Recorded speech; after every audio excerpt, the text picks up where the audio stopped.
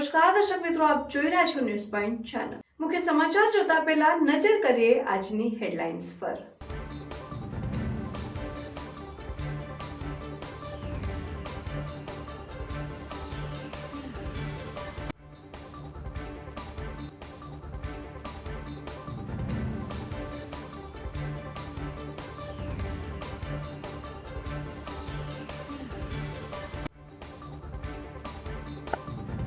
બનાસકાંઠામાં સટોડિયાઓ દ્વારા યુવાધનના નામે બેંક એકાઉન્ટ ખોલી મસમોટા વ્યવહારો કરતા યુવાધન બરબાદીના પંથે। ડીસાનો યુવક બન્યો સટોડિયાનો ભોગ।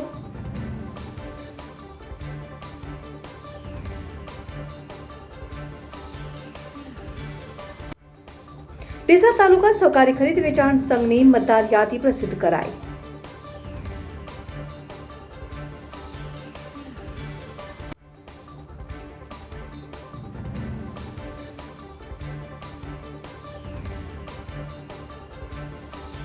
પાલનપુરમાં જાહેર માર્ગ ઉપર લારી ચાલકોનું ધીંગાણું, ફ્રોડની લારી ધારકો જાહેરમાં બાખડ્યા।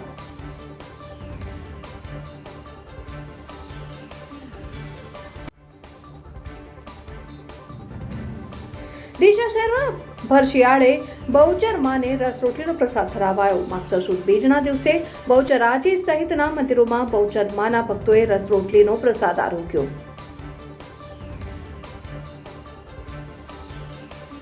નમસ્કાર દર્શક મિત્રો, ન્યૂઝ પોઈન્ટ ચેનલમાં આપનું હાર્દિક સ્વાગત છે। હવે જોઈએ સમાચાર વિગતવાર। બનાસકાંઠા જિલ્લામાં સટોડિયાઓ યુવાધનને લઈ જઈ રહ્યા છે બરબાદીના પંથે। રૂપિયા આપવાની લાલચ આપી યુવાનોના બેંક એકાઉન્ટ ખોલાવી તેમાં કરી રહ્યા છે ઇન્ટરનેશનલ વ્યવહારો। જિલ્લા પોલીસ વડા દ્વારા તપાસ હાથ ધરી સટોડિયાના ભોગ બની રહેલા યુવાનોને બરબાદીના પંથે જતા અટકાવવા ઉઠી માંગ।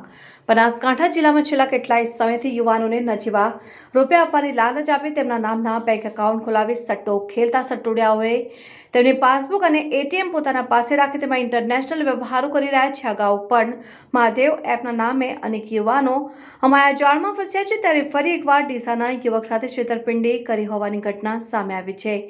ડીસાના મોઢેશ્વરી સોસાયટીમાં રહેતા મહેશ મગનભાઈ માળી નામના યુવકને ડીસા હિમાલય સોસાયટીમાં રહેતો જીગર ઠક્કર નામનો શખ્સ 10,000 રૂપિયા આપવાની લાલચ આપી તેનું ડીસા ખાતે આવેલી બનાસ બેંક ખાતું ખોલાવીને તેમની પાસેથી પાસબુક અને એટીએમ લઈ તેને દર મહિને પૈસા આપવાની લાલચ આપી આ યુવકના ખાતામાં ઇન્ટરનેશનલ વ્યવહારો કરવામાં આવતા હતા। જો કે આ યુવકને સમગ્ર બાબતની જાણ થતાં તેનું બેંકમાંથી એકાઉન્ટ બંધ કરાવી દેતા જીગર ઠક્કર નામના શખ્સે તેને 2 લાખ રૂપિયા આપવાની ધમકી આપીને જો રૂપિયા નહીં આપે તો જાનથી મારી નાખવાની ધમકી આપતા છેતરપિંડીનો ભોગ બનેલા યુવકે ડીસા દક્ષિણ પોલીસ મથકે જીગર ઠક્કર સામે લેખિતમાં રજૂઆત કરી છે। જો કે મહત્વની વાત કરવામાં આવે તો બનાસકાંઠા જિલ્લામાં મહાદેવ એપના નામે પણ અનેક યુવાનોના બેંકમાં ખાતા ખોલાવી તેમાં કરોડો રૂપિયાનું ટ્રાન્ઝેક્શન કરવામાં આવ્યું છે અને આ યુવાનો સાથે છેતરપિંડી કરવામાં આવી છે। ત્યારે ફરી એકવાર ડીસાના યુવક સાથે પણ આ પ્રકારની છેતરપિંડી થતા બનાસકાંઠા જિલ્લા પોલીસ વડા દ્વારા આવા સટોડિયાઓની તપાસ કરીને તેમની સામે કાયદેસરની કાર્યવાહી કરવામાં આવે તેવી માંગ ઉઠી। મારું નામ મહેશભાઈ મગનભાઈ માળી, રહેવાનું ડીસા। મારા જોડે એક છેતરપિંડી થઈ છે। મને એક એકાઉન્ટ જીગરભાઈ ઠક્કર નામનો માણસ છે અને મારી જોડે એકાઉન્ટ ખોલાવ્યો બનાસ બેંકમાં અને મારી જોડે સેવિંગ એકાઉન્ટ લઈ એના અંદર ઇન્ટરનેશનલ ટ્રાન્ઝેક્શન અને ગેમિંગના પૈસાનું ટ્રાન્ઝેક્શન કરતો હતો અને જ્યારે મને આ વાતની ખબર પડી તો મેં મારું એકાઉન્ટ બંધ કરાવ્યું તો મને કહે છે કે તારે મને એકાઉન્ટના અંદરથી જે પૈસા વપરાના 2 લાખ રૂપિયા આપવા પડશે અને મને હેરાન રોજ કરે છે। અને મેં એને કીધું હું પોલીસ કેસ કરીશ તો એને મને ધમકી આપી કે હું હપ્તા બી પોલીસને આપું છું અને પોલીસવાળા કંઈ નહીં કરી શકે કે ડીસાની પોલીસ મારા ખીચામાં છે ને હું 5 લાખ તારે પાછળ બગાડી દઈ રીતે અને રોજબરોજ મને હેરાન કરે છે અને મારવાની ધમકી આપે છે મને રોજે અને ઘરની બહાર નીકળવા બી નથી દેતો અને મને કીધું પૈસા આપ નહીં તો તને હું મારી નાખીશ જાનથી। અને મને છે ને મારી જોડે પ્રૂફ છે, બેંકનું સ્ટેટમેન્ટ, બધા જ ઇન્ટરનેશનલ ટ્રાન્ઝેક્શન કર્યા છે અને બધા મેચના પૈસા છે અને અંદર બધા ગૂગલ પે, ફોન પે રીતે લાખ 2 લાખની એન્ટ્રી છે। ટોટલ અંદર 5 થી 7 લાખ રૂપિયાનું ટ્રાન્ઝેક્શન કર્યું। મને જાણ ખબર પડી, મેં એકાઉન્ટ બંધ કરાવ્યું, મને ધમકી આપે છે અને મારવાની ધમકી આપે છે મને અને ડીસાની પોલીસ મારા ગીજામાં છે એમ કહેવા માંગે છે। પાલનપુર તાલુકાના માલણ ગામમાં તસ્કરોનો તરખાટ, એક જ રાતમાં 6 મકાનના તાળા તોડી ચોરી કરી ફરાર થયા। પાલનપુર તાલુકાના માલણ ગામમાં તસ્કરોનો તરખાટ, એક જ રાતમાં 6 મકાનના તાળા તોડી ચોરી કરી ફરાર થયા। બનાસકાંઠા જિલ્લામાં શિયાળાની શરૂઆતમાં ઠંડી શરૂ થતાં નિશાચરોનો આતંક જોવા મળી રહ્યો છે.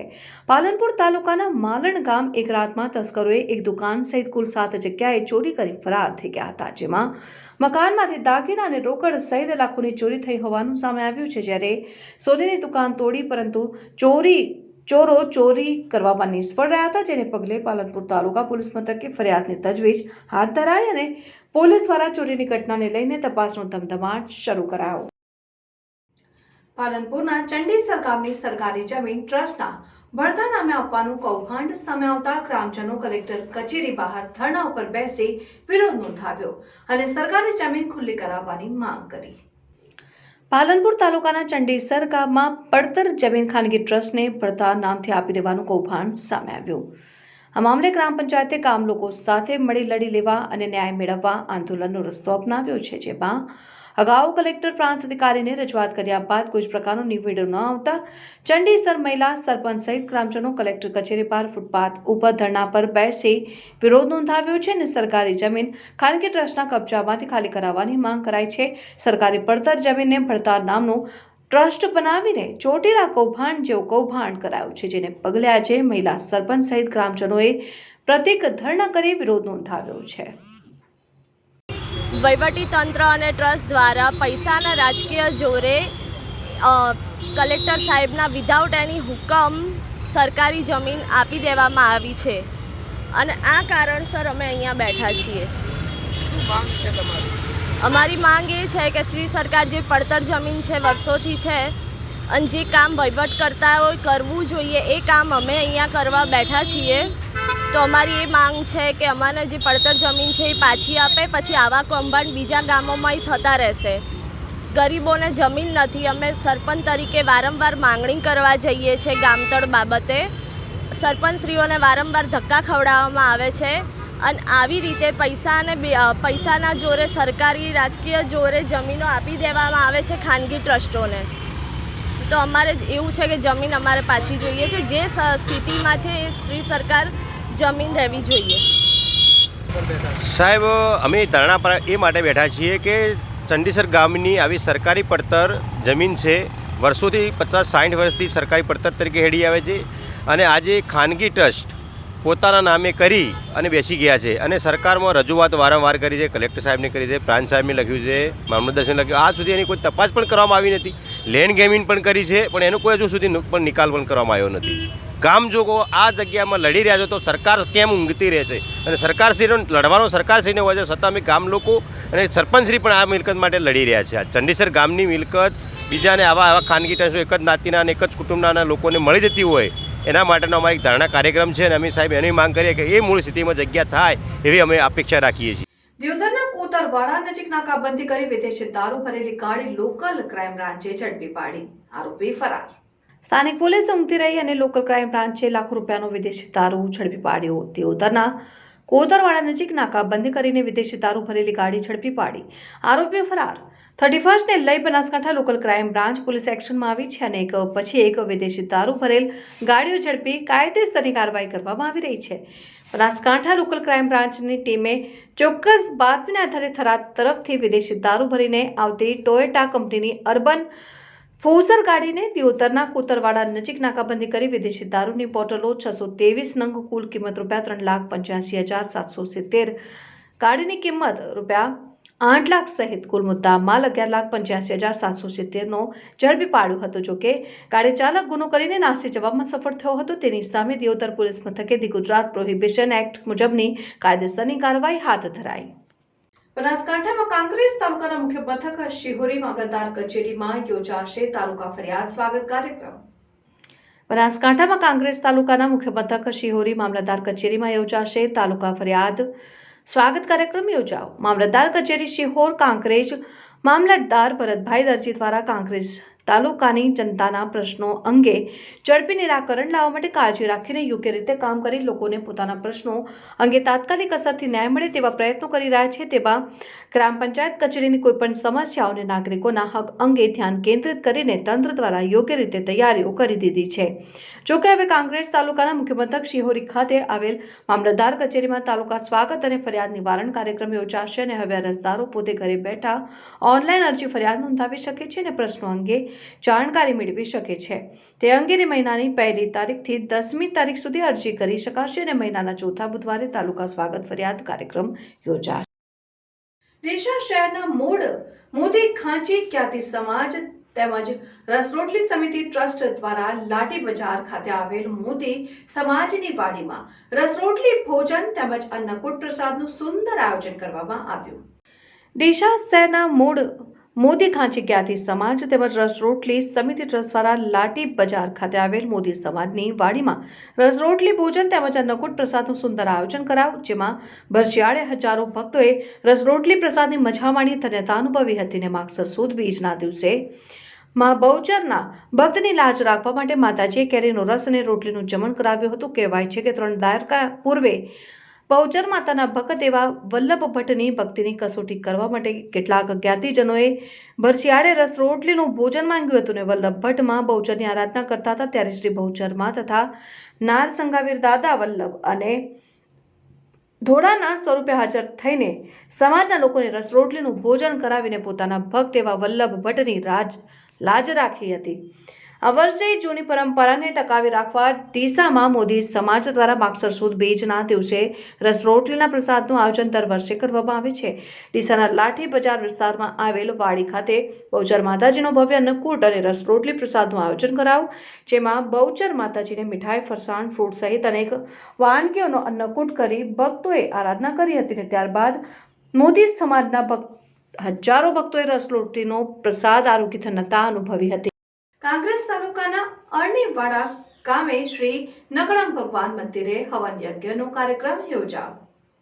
કાંકરેજ તાલુકાના અરણીવાડા ગામ સમસ્ત નકળંદ ભગવાનના 5 ઘોડા નવા લાવવામાં આવ્યા હતા, જેની પંડિતો દ્વારા વિધિવત મંત્રોચ્ચાર સાથે સ્થાપિત કરાયા અને પ્રાપ્ત વિગત અનુસાર કાંકરેજ તાલુકાના અરણીવાડા ગામે આવેલ શ્રી નકળંગ ભગવાન મંદિરે ગામ સમસ્ત ભગવાનના 5 મોટા ઘોડા લવાતા આજે મંદિરે સમસ્ત ગ્રામજનો દ્વારા હવન યજ્ઞ યોજાયો, જેમાં અરણીવાડા ગ્રામજનો દ્વારા હવન યજ્ઞ દર્શન અને ભોજન પ્રસાદીનો લાભ લઈ ધન્યતા અનુભવી.